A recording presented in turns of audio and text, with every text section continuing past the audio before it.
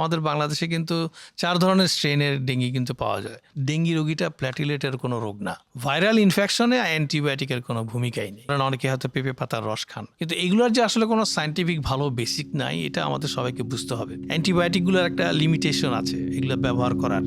এটা যদি আমরা ইনডিসক্রিমিনেটভাবে ব্যবহার করা শুরু করি, এগুলো কিন্তু কাজ করবে না।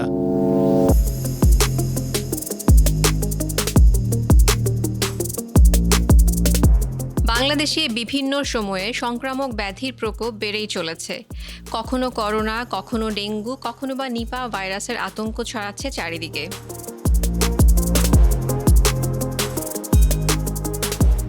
Viewers, lifestyle health education and promotion আয়োজিত স্বাস্থ্য শিক্ষা ও সচেতনতা পডকাস্টে সকলকে স্বাগত জানাই। আমি ডাক্তার তানিয়া রহমান মিতুল।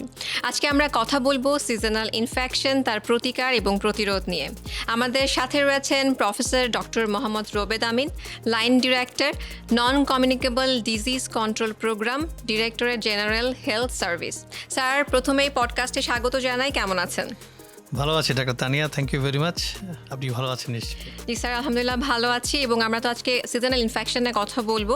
আমরা দেখছি যে ডেঙ্গু, কখনো নিপা, কখনো করোনা ভাইরাস আমাদেরকে আসলে আতঙ্কের মধ্যে রেখেছে। জানতে চাইবো স্যার প্রথমেই ডেঙ্গু নিয়ে, ডেঙ্গুর কি কোনো সিজন রয়েছে, কিংবা কোন সময়টাতে আসলে ডেঙ্গু হয়ে থাকে বেশি? ডেঙ্গি যে ব্যাপারটা, আমাদের কাছে কিন্তু বাংলাদেশে ডেঙ্গি এখন একটা এন্ডেমিক ডিজিজ। তার মানে প্রায় সারা বছর ব্যাপী কিন্তু কিছু না কিছু ডেঙ্গি হবে। কিন্তু তার মধ্যেও কিছু কিছু সিজনে দেখবেন ডেঙ্গি রোগের প্রকোপ অনেক বেশি বেড়ে যাবে। যেমন ধরেন, এই যে আমরা এপ্রিল মাস কাটাচ্ছি, তারপরে যখন বৃষ্টিটা এসে যাবে, তারপর থেকেই কিন্তু শুরু করে কিন্তু ডেঙ্গির সিজন আসবে এবং প্রায় অক্টোবর পর্যন্ত অনেক বেশি পরিমাণ রোগী কিন্তু এখানে আসবে। এটা কিন্তু গত বেশ কয়েকটা বছর ধরেই কিন্তু আমাদের এটা হচ্ছে। যদিও 2001 সালে যখন ডেঙ্গি শুরু হয়েছিল, তখন কিন্তু বিষয়গুলো এরকম ছিল না। তখন শুধু সিজনেই রোগীগুলো হতো, অন্য সিজনে কিন্তু পাওয়া যেত না। কিন্তু স্যার এখন তো দেখছি যে আমরা সব সময় পাচ্ছি। কিংবা এই যে স্যার এই ডেঙ্গু নিয়ে যে স্ট্রেন নিয়ে আপনারা কথা বলেন, তার কোনো পরিবর্তন হয়েছে কি না, কিংবা কেন এখন সারা বছর ধরেই আমরা আসলে ডেঙ্গুকে পাবো? এক্স্যাক্টলি, মানে এখন একটা হচ্ছে যে আমাদের এখানে যে ভ্যাক্টরগুলো আছে, যে আপনারা জানেন যে ডেঙ্গির জন্য দুটো ভ্যাক্টর লাগে, একটা এডিস ইজিপ্টি এবং একটা এডিস অ্যালবোপিক্টাস। তো এই ভ্যাক্টরগুলো তো এখন ধরেন সারা বছর ব্যাপী থাকবে। তো গত বছরে যেসব ভ্যাক্টরগুলো ডিম পেরেছিল এগুলো থেকে আসবে, আবার এই বছর যেগুলো ডিম পাড়াচ্ছে এগুলো বিভিন্ন সময় হবে। আরেকটা হচ্ছে আমাদের কিন্তু সিজন চেঞ্জ হচ্ছে। দেখেন, আমাদের ক্লাইমেট চেঞ্জের কারণে, জলবায়ু পরিবর্তনের কারণে একটু অসময়ে বৃষ্টি হচ্ছে। কিছুদিন আগেও একটা বৃষ্টি হয়ে গেল। তাহলে দেখেন, এটা তো সিজনের বৃষ্টি না। এই সময় সাধারণত আগে তো বৃষ্টি হতো এই না। সময় বৃষ্টি হতো না। তাহলে এখন যে সময় আগে বৃষ্টি হয়ে যাচ্ছে, ওই সময়টাতে আর্দ্রতা যদি বেড়ে যায়, এই যে মসকুইটোগুলো, এই যে আমরা বলি না এডিস মসকুইটো, এটা কিন্তু অনেক বেশি পরিমাণ চলে আসবে। যেখানে আপনি অনেক ভ্যাক্টরকে করে ফেলবেন, সেখানেই কিন্তু যে কোনো সময় আসলে ডেঙ্গি রোগীগুলো হতে পারে। কিন্তু তার মধ্যেও আমরা দেখেছি যেসব সিজনগুলোতে আমাদের বৃষ্টি বেশি হয় এবং যেখানে আর্দ্রতা অনেক বেশি পরিমাণ থাকে, সেখানে কিন্তু রোগীর পরিমাণ আসলে অনেক বেশি হবে। তার কারণ ভ্যাক্টর অনেক বেড়ে যাচ্ছে। স্ট্রেনের কথা বলছেন ডাক্তার রানিয়া, আপনি জানেন যে আমাদের বাংলাদেশে কিন্তু 4 ধরনের স্ট্রেনের ডেঙ্গি কিন্তু পাওয়া যায়। একটা হচ্ছে ডেন 1, একটা ডেন 2, একটা ডেন 3, ডেন 4। কিন্তু এখানে একটা জিনিস বৈশিষ্ট্য, যে 2013-14 পরের দিকে আরেকটা সেরোটাইপের কথা কিন্তু বিভিন্ন দেশে কিন্তু আলোচনা হয়েছিল, ডেন 5। কিন্তু আমাদের বাংলাদেশে কিন্তু ওই সেরোটাইপটা কিন্তু এখন পর্যন্ত আইডেন্টিফিকেশন কেউ করেনি সায়েন্টিফিক্যালি। কিন্তু আপনি যেটা বলেছেন সঠিক, যে এই যে ডেন 4টা আছে, এই 4টাই কিন্তু আমাদের বাংলাদেশে কোনো না কোনো সময় ছিল। আরেকটা জিনিস আমি বলি, আপনি হয়তো জানেন যে যদি এই সেরোটাইপগুলোর একসঙ্গে কোনোটা 3-4টা সেরোটাইপ থাকে কোনো একটা সিজনে, সেখানে কিন্তু আপনার রোগের প্রকোপ অনেক বেশি হবে। এবং স্যার কিছু বিষয় নিয়ে আমরা ভয় পাই। অনেক সময় দেখা যায় যে আগে তার একবার ডেঙ্গু হয়েছিল এবং পরবর্তীকালে যখন সে সংক্রমিত হয় তখন ব্যাপারটা অনেক বেশি সিরিয়াস হয়ে যায়। এই বিষয়ে কি স্যার কিছু বলবেন? ডেঙ্গিতে একটা বিরাট একটা প্যাথোফিজিওলজি বলে আমাদের সাধারণ মানুষের জন্য বোঝানো, যে এটাকে বলা হয় যে কীভাবে সে সিভিয়ার করতে পারে। তো এটাকে বলা হয় অ্যান্টিবডি ডিপেন্ডেন্ট এনহ্যান্সমেন্ট, যদিও এটা একটা আমাদের সায়েন্টিফিক টার্ম। কিন্তু এটা দ্বারা বোঝাচ্ছে যদি কেউ প্রাথমিকভাবে ডেঙ্গিতে আক্রান্ত হয়, সেটা সাধারণত অন্যান্য ভাইরাল ইনফেকশনের মতো হতে পারে। কিন্তু যদি আরও একটা সেরোটাইপ দিয়ে তার মধ্যে এফেক্ট হয়, তখন কিন্তু ডেঙ্গি আমাদের যে শরীরের ভিতর রিয়াকশন করবে, এটা কিন্তু সিভিয়ার আচরণ করে ফেলতে পারে। এবং সেই জন্য সেকেন্ডারি ডেঙ্গি অথবা দ্বিতীয়বার ডেঙ্গিতে আক্রান্ত হওয়া, অথবা তার পরবর্তী সময় তৃতীয়বার চতুর্থবার ডেঙ্গিতে আক্রান্ত হওয়া, সেটা কিন্তু সিভিয়ারিটি অথবা ভয়ানক সিচুয়েশন সৃষ্টি করতে পারে। এই জন্যই আমাদের সাধারণ মানুষরা যারা প্রথমবার ডেঙ্গিতে আক্রান্ত হয়েছে, তারা হয়তো তত বেশি খারাপ ছিল না, কিন্তু দ্বিতীয়বার আক্রান্ত হওয়ার সময় তারা সিভিয়ার হয়ে যেতে পারে। এবং ভবিষ্যতে হয়তো বা আরো বেশি কমপ্লিকেটেড হতে পারে ব্যাপারটা। তো স্যার একটা জানতে চাইবো স্যার, যে বিষয়টি দিন, দিন খালি কমপ্লিকেটেডই হয়ে যাচ্ছে, তাকে প্রতিরোধ করার জন্য আমরা কি করতে পারি? না, একটা হচ্ছে যে আমাদের এখানে তো যেসব রোগীগুলো আসবে, এই রোগীগুলোকে আসলে আমরা তাদের জন্য কি ব্যবস্থা করব, এটা হচ্ছে একটা। আরেকটা হচ্ছে যে যদি আমাদের ডেঙ্গি রোগকে পুরোপুরি আমরা প্রিভেনশন করতে চাই, তখন আমরা কি করতে পারি। প্রথমত যখন রোগীগুলো চলে আসবে তখন তাদের জন্য কিন্তু আমাদের একটা ন্যাশনাল গাইডলাইন আছে এবং ট্রেনিং ম্যাটেরিয়াল আছে, যার মাধ্যমে আমরা আমাদের ডাক্তার আছেন, নার্স আছেন, অন্যান্য যারা আছেন তাদেরকে ট্রেনিং আপ করেছি। এবং একই সঙ্গে জনসচেতনতামূলক যেসব কাজগুলো এগুলোকে করতে হবে, কারণ অ্যাট দি এন্ড মানুষের সংখ্যাই তো আর রোগী হিসাবে আসবে। তাদেরকে চেষ্টা করতে হবে কীভাবে রোগ না হওয়া যায়, আর যদি হয়ে যায় তখন হাসপাতালে আমরা যারা আছি তাদেরকে ব্যবস্থা নেওয়া। তো সেই গাইডলাইনে কিন্তু ব্যবস্থা বলা আছে যে আপনি যখন রোগটা আমাদের কাছে আসবে, কাদেরকে আসলে বাসায় রেখে চিকিৎসা করা যাবে, কী কী ওয়ার্নিং সাইন থাকলে আমরা তাদেরকে বলবো যে আপনি এখনই হাসপাতালে চলে আসেন। এবং হাসপাতালে চলে আসার পরেও এটা ক্যাটাগরি ভাগ করা আছে যে কারা আসলে মডারেটের মতো ডেঙ্গি হবে ওয়ার্নিং সাইন সহ, কারা সিভিয়ার অথবা জটিল কমপ্লিকেটেড ডেঙ্গি হয়ে যাবে, তাদের চিকিৎসা ব্যবস্থা এক এক ধরনের হবে। এগুলো কিন্তু সব লিপিবদ্ধ করা আছে। এই ট্রেনিংটা আমাদের যেসব হেলথ কেয়ার ওয়ার্কার আছে তাদেরকে দিলে এবং হাসপাতালে এসে রোগীগুলো আমরা সেভাবে ব্যবস্থা করতে পারবো। সো এই গাইডলাইনটা তো আসলে গভর্নমেন্টের অনেক বড় একটা অ্যাচিভমেন্ট, যে আপনারা যারা হচ্ছে হেলথ সার্ভিস প্রোভাইডার তাদেরকে ট্রেনিং করাচ্ছেন, হসপিটালে সেই ম্যানেজমেন্টও দেওয়া হচ্ছে। কিন্তু স্যার একজন রোগী যখন জ্বরে আক্রান্ত হবে, আগে তো আসলে বর্ষাকাল কিংবা ওই সময়গুলোতে হলে আমরা মানুষ খুব অ্যাওয়্যার থাকতো, হসপিটালে চলে যেত। কিন্তু এখন আসলে কখন জ্বর হলেই মানুষ হাসপাতালে আসবে কিংবা ভয় পাবে যে তার ডেঙ্গু হতে পারে? এক্স্যাক্টলি, একটা হচ্ছে যে সময় সিজনে আর কি, যে ঘন্টাতে আপনার ধরেন বৃষ্টি বাদল শুরু হয়ে গেল, তারপর তো ওই সময় থেকে যখনই কারোর যদি অনেক তীব্র জ্বর চলে আসে, মনে করেন জ্বরের তো অনেক ধরনের প্রকারভেদ আছে, যদি প্রথম দিনে জ্বরটা 103, 4, 5 হয়ে যাচ্ছে, সাথে তীব্র গায়ে ব্যথা, এবং কেউ কেউ বলতে পারে আমার চোখের পিছে ব্যথা করছে, কোমরে ব্যথা করছে, কারো কারো র্যাশ আসতে পারে, নাও আসতে পারে। কিন্তু এই ধরনের কমপ্লিকেশনগুলো যখন কোনো আসে তখন কিন্তু সাসপেক্ট করতে হবে এটা ডেঙ্গি হতে পারে। আমাদের ডাক্তার এবং আমরা যারা হেলথ কেয়ার ওয়ার্কার আছে তাদের সাসপিশনটা খুব বেশি স্ট্রং থাকতে হবে। যদি সেই ধরনের জ্বরটা আসে তখন আপনি সাসপেক্ট করবেন, কিন্তু তার মানে এই না যে সব রোগীগুলোকে আমাদেরকে আসলে হাসপাতালে ভর্তি করতে হবে, কারণ এই পরিমাণ রোগী হতে পারে যে হাসপাতাল কিন্তু এক্সস্ট হয়ে যেতে পারে। তো সেই জন্য আমরা কিন্তু ক্যাটাগরি ভাগ করে ফেলেছি, ক্যাটাগরি A, B, C এভাবে করে। এতে মানে যারা আসলে বাসায় বসেই আসলে চিকিৎসাটা নিতে পারবে, যারা আনকমপ্লিকেটেড, কোনো রকম কমপ্লিকেসি নাই, এই জ্বরের রোগীগুলো জ্বরের জন্য একটু প্যারাসিটামল ট্যাবলেট খাবে, কিছু লিকুইড খাবে এবং তাতে তারা ভালো থাকতে পারবে। কিন্তু তারা যখন বাসায় চিকিৎসা নেবে তখন তাদেরকে আমরা বলবো যে কয়েকটা সাইন সিমটম যেন তারা খেয়াল করে। যেমন ধরেন কারো তীব্র পেটে ব্যথা হয়ে যাচ্ছে কিনা, কারা বারবার বমি হয়ে যাচ্ছে কিনা, অসংখ্যবার পাতলা পায়খানা হয়ে গেল কিনা, খুব অসারতা হয়ে গেল কিনা, কোনো রকম খিঁচুনি ব্যায়াম আসছে কিনা, অসংলগ্ন কোনো ব্যবহার করছে কিনা, অথবা শরীরে কোনো স্থান থেকে ব্লিডিং হচ্ছে কিনা। এটা যে কোনো জায়গা থেকে হতে পারে, নাকে, মুখে, পায়খানার রাস্তা, প্রস্রাবের রাস্তা, মহিলাদের ক্ষেত্রে ইভেন মাসিকের রাস্তায় হতে পারে। তাহলে এইসবগুলো হচ্ছে ওয়ার্নিং সাইন। এই যখন এগুলো সাইনগুলো দেখলে থাকবে অবশ্যই তাড়াতাড়ি করে হসপিটালে অবশ্যই অবশ্যই ভর্তি করতে হবে। স্যার এই ডেঙ্গু ট্রিটমেন্ট কিংবা চিকিৎসা নিয়ে কোনো ধরনের ভুল ধারণা কি রয়েছে? অনেক ধরনের ভুল ধারণা কিন্তু আছে। আমি বলবো যে আমাদের বাংলাদেশের মানুষকে অনেকেই হয়তো জানেন না, বিভিন্ন জায়গা থেকে বিভিন্ন সোর্সে অনেক ধরনের মিথগুলো বলা হয়, এই মিথের মাধ্যমে তারা চিকিৎসা নেন। যেমন ধরেন অনেকে হয়তো পেঁপে পাতার রস খান, কেউ হয়তো চিন্তা করেছেন যে না আপনি বলবর্ধক কোনো জিনিস নিলে হয়তো ডেঙ্গি প্রোটেকশন হবে, কিন্তু এগুলোর যে আসলে কোনো সায়েন্টিফিক ভালো বেসিক নাই এটা আমাদের সবাইকে বুঝতে হবে। যেমন ধরেন পেঁপে পাতার রসের কথাই বলি, আমি একটু দেখার চেষ্টা করেছিলাম যে অনেক সায়েন্টিফিক এভিডেন্স আছে কিনা। পেঁপে পাতার রস নিয়ে কিন্তু শ্রীলঙ্কা বলেন অথবা অন্যান্য দেশগুলোতে, মালয়েশিয়ায় বেশ কিছু স্টাডিও কিন্তু আছে, কিন্তু ওই যে সায়েন্টিফিক স্টাডিগুলো, এই স্টাডিগুলো খুব স্ট্রং না যে আপনি খুব হাই কোয়ালিটি কোনো এভিডেন্স অথবা বলতে পারবে যে না এগুলো কাজ করে। সো সেই জন্য এগুলো আসলে খুব একটা বেনিফিট হবে এমন কোনো কিন্তু প্রমাণপত্র আসলে কিন্তু নেই। কিন্তু ওইটা প্রমাণ আছে যে যাদের ওয়ার্নিং সাইন আছে তাদেরকে আপনি যদি দ্রুত ভর্তি করান এবং তাদেরকে যদি সুনির্দিষ্টভাবে একটা ভালো স্যালাইন দেওয়ার ব্যবস্থা করেন অথবা ফ্লুইড দেওয়ার ব্যবস্থা করেন, ফ্লুইডটাকে যদি সঠিকভাবে রিপ্লেসমেন্ট করতে পারেন, তাহলে কিন্তু ডেঙ্গি রোগী কমপ্লিকেশন থেকে রক্ষা পেতে পারে।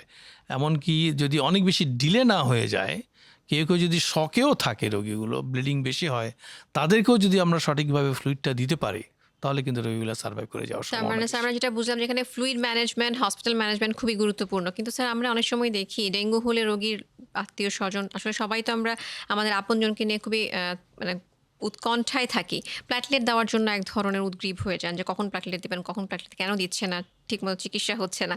স্যার কি এই বিষয়ে কিছু বলবেন? অবশ্যই একটা খুব ভালো প্রশ্ন আপনি আসলে করেছেন। দেখেন আমাদের এখানে প্ল্যাটিলেট নিয়ে মানুষজন চিন্তা করে, এই জন্য ওরা ভাবে যে প্ল্যাটিলেটটা কমে গেল, আমরা যদি এটা দিয়ে দিই তাহলে হয়তো রোগীটার উপকার হবে। কিন্তু আসলে কিন্তু ডেঙ্গি রোগীটা প্ল্যাটিলেটের কোনো রোগ না, এটা আসলে রক্তরানির রোগ, ভাস্কুলার আমরা বলি। মানে কোনো একটা কারণে ডেঙ্গি যখন আমাদের শরীরে আক্রান্ত হয় তখন শরীরে অনেক ধরনের রিয়াকশন করে, রিয়াকশনের কারণে আমাদের রক্তনালীগুলো খুব দ্রুত স্পেস হয়ে যায়, এখান থেকে ফ্লুইডগুলা বাইরে চলে আসে।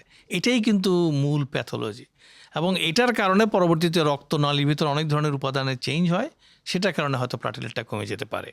অনেক সময় ভাইরাসগুলো আমাদের যেখান থেকে প্ল্যাটিলেট তৈরি করে ওই জায়গাটাকে এমনভাবে আক্রমণ করতে পারে যেটার ফাংশনটা হয়তো কমে যায়, সেজন্য প্ল্যাটিলেট কমে যেতে পারে। অথবা কোনো অ্যান্টিবডি ডেভেলপমেন্ট হয়ে গেছে প্ল্যাটিলেটের বিরুদ্ধে, তাহলে অনেকগুলো কারণে কিন্তু প্ল্যাটিলেট কমতে পারে।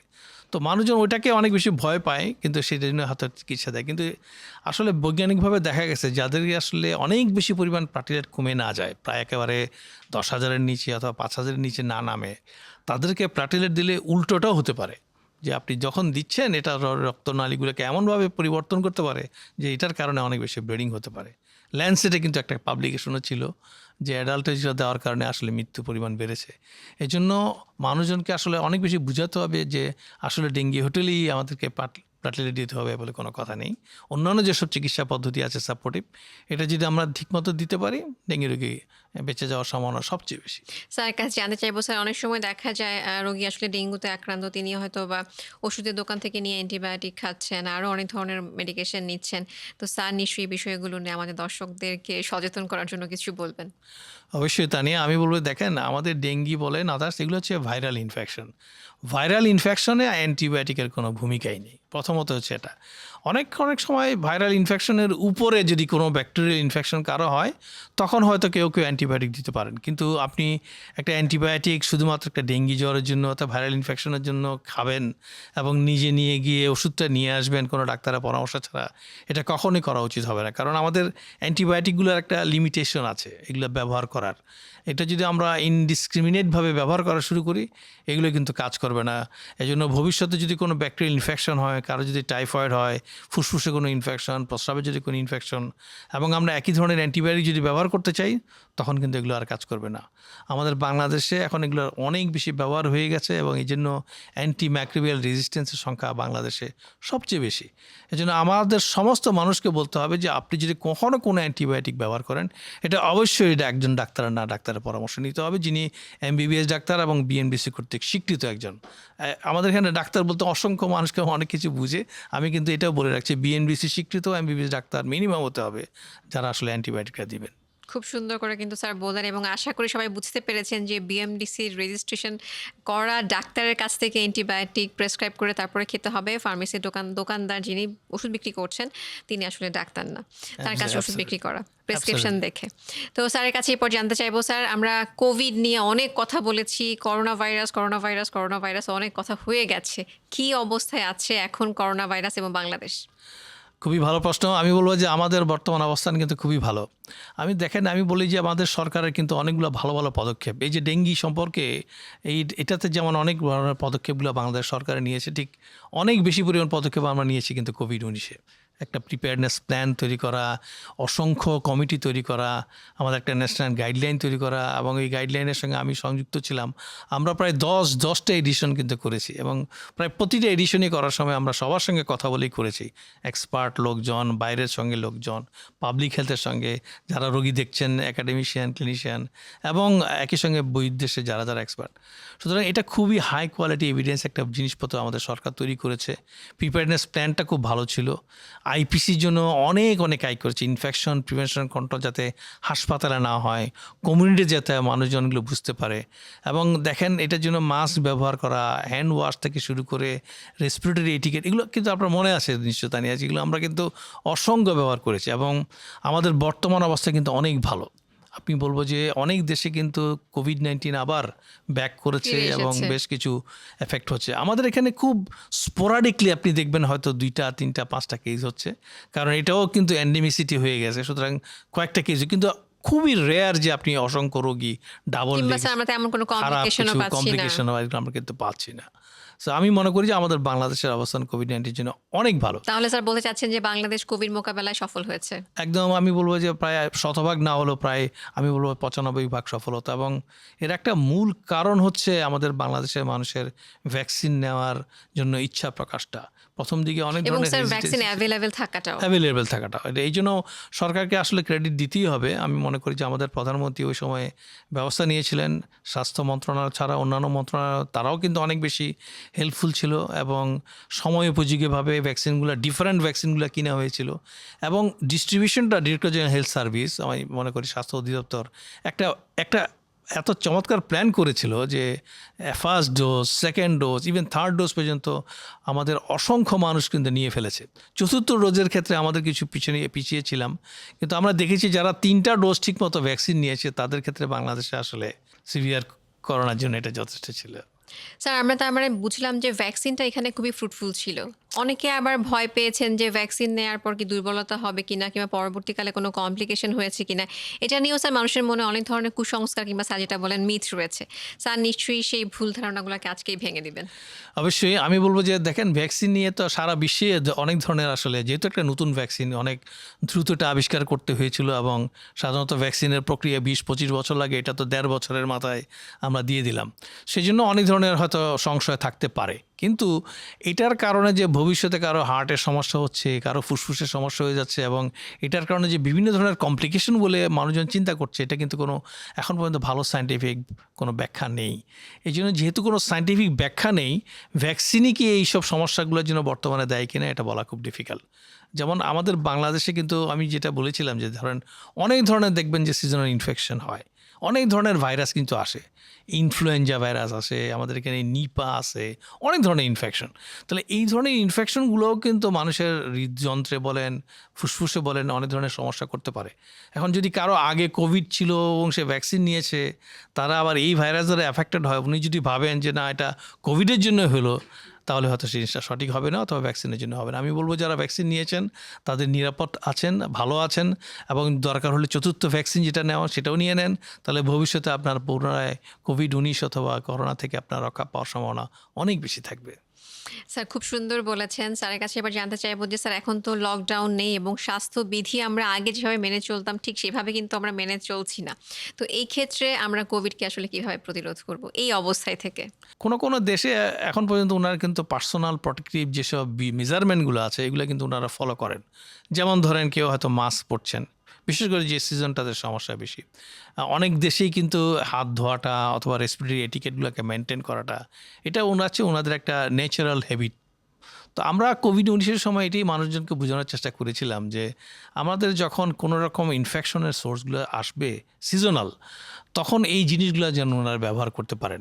যেমন ধরেন যে সিজনটাতে অনেক বেশি ইনফ্লুয়েঞ্জা হচ্ছে এখনকার সময়টাতে, ওনারা কিন্তু মাস্ক ব্যবহার করতে পারেন। কারণ আপনি কোভিড-19 না হয়ে থাকো, ইনফ্লুয়েঞ্জাও তো আপনি রেসপিরেটরি একটা ইনফেকশন, সুতরাং আপনি হাঁচি দিলে, কাশি দিলে সামনে যিনি আছেন তার কাছ থেকে হবে। তো আর বাকিটা হচ্ছে যে আপনার কন্ট্যাক্টের মাধ্যমে অনেক সময় এগুলো ছড়ায় বেশি, সেই ক্ষেত্রে আপনি যদি একটু হ্যান্ড ওয়াশ টাশ করতে পারেন, ওই যে অভ্যাসগুলো আপনারা আগে করেছিলাম আর কি, এগুলো যদি প্র্যাকটিস করা যায় আমার মনে হয় মানুষজন কিন্তু অনেকভাবে ভালো প্রতিরোধ রাখতে পারবে। আর বাকিটা হচ্ছে ভ্যাকসিন। এখন পর্যন্ত বাংলাদেশ সরকার ব্যবস্থা নিচ্ছে, যারা তৃতীয় ভ্যাকসিন নিয়েছে চতুর্থ দেওয়ার জন্য, এমনকি যারা আগে ভ্যাকসিন নেয় তাদেরকেও এনকারেজ করা হচ্ছে ভ্যাকসিনগুলো নেওয়ার জন্য। এগুলো যথাসম্ভব নিয়ে নেবেন, তাহলে অ্যাটলিস্ট আপনারা কোভিড-19 থেকে তো রক্ষা করতে পারবো নিজেকে। স্যার ভ্যাকসিন তো আবারও দেয়া হচ্ছে, তো স্যারের কথা থেকে আমরা যেটা বুঝলাম যে যিনি আগে কখনো নেননি তিনিও নিতে পারবেন এবং যিনি আগে নিয়েছেন তিনিও নিতে পারছেন। এক্স্যাক্টলি। স্যারের কাছে জানতে চাইবো যদি কোভিড হয়েই যায় তাহলে স্যার কতটা ভয় পাওয়ার বিষয় রয়েছে কিংবা চিকিৎসা কতটুকু রয়েছে? আমরা গত একটা বছর ধরে যা দেখেছি আর কি, তাতে অনেকেরই কিন্তু মাঝে মধ্যে কোভিড আক্রান্ত হচ্ছেন, কিন্তু তাদের মধ্যে সিভিয়ারিটি কিন্তু আমরা খুব একটা পাচ্ছি না। তার মানে এখন ধরেন যারা ভ্যাকসিনেশন আছে তাদের ক্ষেত্রে কথাটা সত্য, কিন্তু যারা ভ্যাকসিন নেননি অথবা ইনকমপ্লিটলি নিয়েছেন, একটা ডোজ নিয়েছেন পরে নেন নাই, তাদের কিন্তু যদি কোভিড হয় তাহলে সিভিয়ার হতে পারে। কিন্তু দেখতে হবে তারা কি আসলে হাইপারটেনশন, ডায়াবেটিস, তাদেরকে আগে কোনো হাঁপানি বারামা রোগ ছিল কি না, কিডনির সমস্যা ছিল কি না, লিভারের সমস্যা, তারাই কিন্তু আসলে রিস্কে থাকবে, অথবা আগে ক্যান্সার ছিল। সুতরাং তাদের ক্ষেত্রে কিন্তু যদি প্রথমবারের মতো কোভিডও হয়, আমাদেরকে কিন্তু খুব কেয়ারফুল থাকতে হবে এবং তাদেরকে হাসপাতালে ভর্তি করে যথারীতি ব্যবস্থা নিতে হবে। তবে একটা ভালো জিনিস যে একটা সময় মাইল্ড মডারেট কোভিডে কোনো চিকিৎসা আমরা তখন প্রথম দিকে ছিল না, কিন্তু পরে অনেকগুলো ওরাল ট্যাবলেট চলে আসছে। এখন যখনই আমরা প্রথম দিকে রোগীগুলোকে আমরা পেয়ে যাব, তাদেরকে কিন্তু আমরা সেই ওরাল অ্যান্টিভাইরালগুলো দিয়ে দিতে পারবো, যাতে ওরা সিভিয়ার দিকে যেতে না পারে। তো সর্বোপরি আমি বলবো যে আমাদের ব্যবস্থাপনাটা আসলে এমনভাবে ছিল সরকারের, এবং একই সঙ্গে আমরা সবাই মিলে এমনভাবে কোঅপারেশন করেছি এই বিষয়টাতে, তাতে কোভিড-19 আমাদের জন্য আসলে খুব একটা বড় সমস্যা হবে এটা আমি কখনো মনে করি না। খুব সুন্দর বলেছেন স্যার। আমরা আশা করছি একদম ভবিষ্যতে আরও স্ট্রঙ্গার হব আমরা। বাংলাদেশ সরকার কোভিড এবং অন্যান্য ইনফেকশাস ডিজিজ নিয়ন্ত্রণে আরও বেশি সফল হবে। তো স্যারের কাছে আরেকটি বিষয় জানতে চাইবো, নিপা ভাইরাস। নিপা ভাইরাসটা আমরা অনেক দিন ধরে শুনছি এবং এই বিষয়টা নিয়ে আমরা তেমন কিছু জানি না এবং ভয়ও পাই। স্যারের কাছে আজকে একদম খুব সহজ করে জানবো। দেখেন, আমাদের এখানে নিপা ভাইরাস আসলে শুরুটা প্রকরণ হয় 2001 সাল থেকে। তার আগে প্রথম নিপা ভাইরাসকে মালয়েশিয়া এবং সিঙ্গাপুরে নিয়েছিল, সেটা প্রায় 1996 সনের সময়। তো ওখানে প্রায় 200-র উপর কেস তখন ডিটেকশন হয় এবং প্রায় 40% ডেথ হয়। তো আমাদের যখন সিজনে হয় এই সময় কিন্তু ওয়েস্ট বেঙ্গলও একটা অ্যাটাক হয়। এই সময় থেকে প্রায় 11-12টা এপিডেমিক আমাদের বিভিন্ন সময় হয়েছে সিজনাল, এবং এই সিজনটা কিন্তু আবার উল্টা। এটা হচ্ছে আপনার ডিসেম্বর থেকে শুরু করে এপ্রিল পর্যন্ত। তার কারণটা হচ্ছে এই সময়টাতে শীতকাল থাকে, এই সময় আপনি দেখবেন যে আমাদের যে খেজুরের যেসব রসগুলো থাকে ওই সময়টাতে এটা সিজন হারভেস্ট করার জন্য এটা সবচেয়ে ভালো সিজন। আরেকটা হচ্ছে আমাদের এখানে যে ব্যাটগুলো থাকে, মানে যেসব বাদুরগুলো, এই বাদুরগুলো কিন্তু ওই সিজনটাতে অনেক বেশি পরিমাণ তারা অ্যাক্টিভ থাকে। তো এই জন্য তারা ওই খেজুরের গাছ যেগুলো আছে সেই গাছগুলো, ওই গাছের একেবারে চূড়ায় দেখবেন যারা আমাদের লোকজনরা আসে খেজুরের রস নেন, তারা একেবারে ভি শেপের মতো করে একটা ওখানে তৈরি করেন, ওখানে যার খেজুরের রসটা জমতে পারে। কিন্তু এটা প্রমাণাত আছে যে আমাদের যেসব বাদুরগুলো এখানে আছে আর কি, এই বাদুরগুলো কিন্তু ন্যাচারাল রিজার্ভার, মানে ওদের ভিতরে কিন্তু এই নিপা ভাইরাসটা আছে।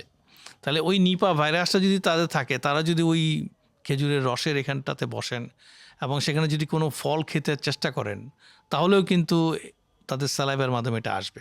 আরেকটা হচ্ছে শুধু স্যালাইভা না, তাদের প্রস্রাব, তাদের এক্সক্রিয়েটার, তাদের যে কোনো ধরনের সিক্রেশন, সিমেন্ট, বাদুরের সব কিছুর ভিতরে কিন্তু ভাইরাসটা থাকে। তাহলে এই খেজুরের রসটা আসলে আক্রান্ত হয়ে যাচ্ছে এই ভাইরাস দ্বারা। এবং সেটা যদি আমরা বলি ডেট স্প্যাম, তাহলে যদি খেজুরের এই কাঁচা রসটা কেউ খেয়ে ফেলে, যেটা আমাদের বাংলাদেশে কিন্তু একটা অভ্যাস আছে, কালচার আছে, তাহলে কিন্তু তাদের হতে পারে। এটা হচ্ছে একটা। আরেকটা হচ্ছে যে এটার সঙ্গে আমাদের মালয়েশিয়া বা সিঙ্গাপুরের যে রোগগুলো ছিল নিপা ভাইরাস, তার মধ্যে একটা পার্থক্য ছিল। সেই পার্থক্যটা হচ্ছে যে ওইখানে ওরা দেখেছে যে ম্যাক্সিমাম রোগীগুলো ছিল ব্রেইন ইনফেকশন, এনসেফালাইটিস। কিন্তু আমাদের এখানে এনসেফালাইটিস ছিল আরেকটা বেশি সমস্যা পাওয়া গেলো, এটা হচ্ছে শ্বাসতন্ত্রের সমস্যা, রেসপিরেটরি ইনফেকশন। তাহলে রেসপিরেটরি ইনফেকশন হলে যথারীতি রোগীটা কাশবে, শ্বাসকষ্ট হবে এবং কাশির মাধ্যমে কিন্তু ভাইরাসটা চলে যেতে পারে। সো আমাদের এখানে ট্রান্সমিশন দুইভাবে হবে। একটা হচ্ছে যে আপনি যদি একেবারে ডেট স্প্যামটা খেয়ে ফেলেন, একেবারে কাঁচা খেজুরের রস। আরেকটা হচ্ছে যে যদি কোনো আক্রান্ত রোগী থাকে, এই রোগীর কাছাকাছি আপনি আসলেন, তার মাধ্যমে আপনার ছড়িয়ে যেতে পারে। অথবা তার কোনো বডিলি সিক্রেশন একটা রোগীর, সেখানে যদি আপনি টাচ করেন, আপনি হাত না ধোয়া অবস্থায়, তাহলেও কিন্তু আপনার বডি সিক্রেশনে কন্টাক্টে চলে আসতে পারে। তাহলে আমাদের এখানে দুইভাবে হচ্ছে। স্যার, এই যে বলেন খেজুরের রসটা যদি অবস্থায় কেউ খেয়ে ফেলে, কিন্তু কেউ যদি বয়েল করে খায়, তাহলে সে আসলে কিভাবে খাবে? খেজুরের রস তো মানুষ খায়, তো সেটা আসলে কিভাবে খাবে? আমি বলবো যে ধরেন একেবারে কাঁচা রস যেটা আছে, এটাকে যদি আপনি বয়েল করেন, অথবা এটাকে যদি আমরা বলি মোলাসেস, মানে একটা রসটাকে আপনি শক্ত করে ফেললেন, বয়েল করে হোক, রান্না করে হোক, বাড়াবার করতে হোক, তাহলে অথবা ফর্টিফিকেশন আপনি করেন, তাহলে কিন্তু আসলে ভাইরাস থাকবে না। সুতরাং ওনারা খেতে পারবেন, কিন্তু আমি বলবো যে একেবারে কাঁচা রস না খেয়ে এটাকে বয়েল করে খান, সেটা কিন্তু অ্যাবসলিউটলি সেফ, এটা প্রমাণিত। বাদুর কিন্তু অনেক সময় দেখা যায় পেয়ারা, তারপরে আদার্স যে ফ্রুটস, সেগুলোও কিন্তু খায়, অনেক সময় অর্ধেক খাওয়া থাকে, বাচ্চারা আবার অনেক সময় দেখা যায় সেটা নিয়ে খেয়ে ফেলে। তো সেই বিষয়ে কি স্যার কিছু বলবেন? অবশ্যই। আমি বলবো যে এই যে বাদুরের বিষয়টা বলা হয়েছে, সরাসরি খেজুরের রসে দেওয়া, আরেকটা আপনি যেটা বললেন কাঁচা পেয়ারা হোক, অনেক ধরনের ফল আছে, এগুলো নিয়ে হয়তো পুরোটা না খেয়ে ফেলে দিল। তো ফেলে দিলে এটা তো মাটিতে পড়ে যায়, মাটিতে পড়ে গেলে এখন মানুষের, শিশু হোক অথবা কেউ নিতে পারে, খেতে পারে। আরেকটা হতে পারে কোনো অ্যানিমেলও তো খেতে পারে। ধরেন আমাদের এখানে গরু আছে, ছাগল আছে, এবং মালয়েশিয়াতে যে আউটব্রেকটা ছিল, ওরা দেখেছে যে ওদের এখানে অনেক শূকর থাকে, ওই শূকরের মাধ্যমেই কিন্তু আসলে পরবর্তী সময়ে মানুষের ভিতরে ট্রান্সমিশন হয়েছে। তো আমাদের ক্ষেত্রেও কিন্তু এই সম্ভাবনাটা থাকবে। এই জন্য মানুষের প্রতি যখন আমরা জনসচেতনতামূলক কথা বলবো, তখন কতগুলো জিনিস বলতে হবে। শুধু খেজুরের রসের কথাটা বললেই হবে না, যে খেজুরের গাছ অথবা তৎসংলগ্ন মাটিতে যদি অর্ধেক খেয়ে থাকে কোনো ফল থাকে, এটা যেন কোনো মানুষ জানে যারা না খায়। কারণ আপনি তো জানবেন না এই ফলটা আসলে কে খেয়েছেন। এটা বাদুড়ও খেতে পারে, অন্য কেউ খেতে পারে, কিন্তু ফেলে দেওয়া কোনো অর্ধেক ফল কেউ যেন আসলে না নেয়। এবং ওইসব ক্ষেত্রে আশেপাশে যেসব আমি মনে করি গবাদি পশুগুলো থাকবে, অথবা যদি এই ধরনের কোনো এনভায়রনমেন্ট থাকে, তাহলে তাদেরকে একটু অবজারভেশন করা অনেক বেশি দরকার হবে, যে ওই রোগী ওরা কী আচরণ করে। কারণ তাদের আচরণের মধ্যেও কিন্তু এনকেফালাইটিস হতে পারে। পিগে কিন্তু এটা অনেক বেশি পরিমাণ হয়, কিন্তু অন্যান্য যেসব অ্যানিমেল আছে সেখানেও কিন্তু এটা হতে পারে। স্যারের কাছে এবার জানতে চাইবো, স্যার কেউ যদি নিপা ভাইরাসে আক্রান্ত হয়েই যান, তাহলে তিনি আসলে কিভাবে বুঝবেন যে এরকম হয়তো বা তিনি হয়তো বা নিপা ভাইরাসে আক্রান্ত? সিমটমগুলো কি আসবে? এক্স্যাক্টলি, আমাদের এখানে একটা বিষয় হচ্ছে যে নিপা ভাইরাসের ইনফেকশনগুলো কিন্তু একটা পার্টিকুলার লোকেশন অনুযায়ী হচ্ছে। সব জায়গায় কিন্তু বাংলাদেশে এগুলো হয় না। বেশ কয়েকটা 20টা মতো জেলা আছে, এই জেলাকে নির্ধারণ করা হয়েছে, এবং এখানে কিন্তু সার্ভেইলেন্স টিমগুলো কাজ করে। আমাদের আইডিসিআর এবং আইসিডিডিআরবি এখন বর্তমানে ওদের 10টা সেন্টার নাই, 5টা সেন্টার আছে, কিন্তু ওই 5টা সেন্টারে কিন্তু রেগুলার সার্ভেইলেন্স হয়। তাহলে ওই জায়গাগুলোতে আমাদের দেখতে হবে যে কোনো রোগী যদি হঠাৎ করে তার জ্বর নিয়ে আসে, এবং জ্বর নিয়ে আসার সঙ্গে হবে না, তার সঙ্গে তার কোনো মাথা ব্যথা হচ্ছে কিনা, তার কোনো খিচুনি ব্যারাম হয়ে গেছে কিনা, অথবা উনি কোনো পরিমাণ অজ্ঞান হয়ে গেলেন কিনা, এই যে কোনোটা হইতে পারে। এটা ছাড়াও এমনও হতে পারে যে ধরেন কোনো একটা জায়গায় প্যারালাইসিস হয়ে গেছে, একটা আমরা বলি ক্রেনিয়াল নার্ভ প্যালসি, মানে ফেস প্যারালাইসিস হতে পারে, অন্যান্য নার্ভের পালসি হতে পারে। এই ধরনের নিউরোলজিক্যাল কোনো সমস্যা হয়ে গেছে যেটা অ্যাকুয়েট, একেবারে 5 থেকে 7 দিনের মধ্যে তার আচরণ হয়েছে, এবং ওই জায়গা থেকে আসছেন, তখন কিন্তু আপনি চিন্তা করবেন এটা সাসপেক্ট নিপা এনকেফালাইটিস হতে পারে। আরেকটা হচ্ছে যে প্রবাবল বলা, মানে ধরেন এই ধরনের রোগীগুলো যদি কোনো আপনার জানা আছে যে একটা নিশ্চিন্ত নিপা ইনফেকশন রোগী আছে, তার কাছাকাছি ছিলেন, এবং সেই কাছাকাছি থাকাটা এমন হতে পারে যে ধরেন তার থেকে 30 মিনিট তার হাঁটা রাস্তা তার বাসার, এবং ওই একই রকম রোগীর পাশে থাকার কারণে ওনারাও একই ধরনের রোগ হয়েছে, তখন কিন্তু আমাদেরকে ভাবতে হবে এগুলো আসলে নিপা এনকেফালাইটিস কিনা। খুব সুন্দর বলেছেন স্যার। যখন এরকম হলো, তিনি নিপা ভাইরাসে আক্রান্ত হয়তো বা হয়েই গেছেন, ডায়াগনোসিসও হয়ে গেল, স্যার ট্রিটমেন্টটা কী হবে? এটা আসলে খুবই জটিল। কারণটা আমি বলি, দেখেন আমাদের বাংলাদেশে প্রথম যে 11টা এপিসোড ছিল আর কি, তার মধ্যে প্রায় 181 জনের মধ্যে 151 জন মানুষ কিন্তু মারা গিয়েছিল। আমাদের মর্টালিটি ছিল 77%। সুতরাং এটা খুবই একটা ভয়ঙ্কর ইনফেকশন, ব্রেন ইনফেকশন এবং ভাইরাল ইনফেকশন। সমস্ত ব্রেনের, আমি বলবো যে চারিদিকের মাথার থেকে শুরু করে ব্রেনের নিচের দিকের পার্ট থেকে শুরু করে যে কোনো জায়গাতে এটা আসলে ইনফেকশন করতে পারে। অন্যান্য ভাইরাল ইনফেকশনের সঙ্গে এই নিপা ইনফেকশনের পার্থক্য হচ্ছে এখানেই, যে আপনি দেখবেন হার্পেস সিমপ্লেক্স নামে একটা ভাইরাস আছে, ও তো ব্রেনে ইনফেকশন করতে পারে, কিন্তু হয়তো শুধু একটা জায়গাতে করে, টেম্পোরাল লো ফ্রন্ট অফ, কিন্তু এটা সমস্ত জায়গায় করতে পারে। এটা হচ্ছে একটা বৈশিষ্ট্য। এই জন্য এইসব রোগীগুলোকে কী দিয়ে চিকিৎসা করা হবে, কি ভাইরাস কাজ করবে, অ্যান্টিভাইরাল, এটা নিয়ে প্রচুর গবেষণা হয়েছে, কিন্তু এখন পর্যন্ত কিন্তু কোনো ভালো অ্যান্টিভাইরাল ড্রাগ নেই, কোনো অ্যান্টিবায়োটিকের কোনো ভূমিকা নেই। তাহলে যা চিকিৎসাটাই দেওয়া হচ্ছে পুরোটাই কিন্তু আসলে সাপোর্টিভ চিকিৎসা, অর্থাৎ তার যদি খিঁচুনি হয়, তার খিঁচুনি যাতে না হয় তার জন্য কিছু ব্যবস্থা করা, তার যখন অনেক বেশি জ্বর থাকবে, জ্বর কমানোর জন্য কোনো ব্যবস্থা করা, তাকে ভালো নিউট্রিশন দেওয়া, একটা অজ্ঞান রোগীকে যেসব কেয়ারগুলো নিতে হবে, চোখের কেয়ার, প্রস্রাবের কেয়ার, পায়খানার কেয়ার, খাওয়া দাওয়ার কেয়ার, এইগুলোই করা, এই সাপোর্টের মধ্যে রাখার চেষ্টা করতে হবে। এবং বাকিটা হচ্ছে যে অনেকের আবার ফুসফুসের সমস্যা হয়, এই জন্য যাদের এইসব ইনফেকশনের সঙ্গে শ্বাসকষ্ট হয়ে যাচ্ছে তাদের কিন্তু আরও খারাপ অবস্থা হয়ে যায়। সেই জন্য এই জিনিসগুলোকে সাপোর্টগুলো দিতে হবে, দরকার হলে ইনটিউবেশন করা, একটা শ্বাসনালীর জন্য যেসব ব্যবস্থাগুলো প্রয়োজন করা নেওয়া। স্যার এই যে এতগুলো ব্যবস্থার কথা বললেন, আইসিইউ সাপোর্টও লাগতে পারে, তো সেগুলোর ম্যানেজমেন্টে আমরা বাংলাদেশ, আমাদের সরকারি স্বাস্থ্য ব্যবস্থাপনা কতটা আসলে সচল? আমি বলবো যে নিপার জন্য কিন্তু বাংলাদেশের ব্যবস্থাপনা অনেক সচল। 2006 সাল থেকে কিন্তু সার্ভেলেন্স আছে। সুতরাং যখনই এই ধরনের ওইসব স্থানটাতে কোনো রোগী একটা জ্বর, অসংলগ্ন কথাবার্তা অথবা শ্বাসকষ্ট, কাশি হয়ে গিয়ে উনি সাসপেক্ট করার চিন্তা করা হচ্ছে, তখনই কিন্তু টিম চলে যায় এবং গিয়ে ওনার এখানে ইনভেস্টিগেট করেন, ওই রোগীগুলোকে আসলে কোথায় নিয়ে এসে ব্যবস্থা করতে হবে সেটার ব্যবস্থা করেন। কারণ আমাদের উপজেলাগুলোতে যেসব সরকারি হাসপাতাল আছে সেখানে তো আইসিইউ নেই। এখানে যেসব জায়গায় আইসিইউ থাকবে সেসব ওনার, যেমন এখন ডিস্ট্রিক্ট হাসপাতালে অনেকগুলো আইসিইউ আছে, আমাদের টার্সিয়ারি কেয়ার আছে, এখানে নিয়ে এসে ব্যবস্থাগুলো করতে পারেন। কারণ তাদের তো অনেকভাবে ডায়াগনোস্টিক কনফার্মেশন করতে হবে, অনেক ধরনের কমপ্লিকেশন ইনভেস্টিগেশনও দরকার হবে, ব্রেইনে এমআরআই, অনেক ধরনের টেস্ট।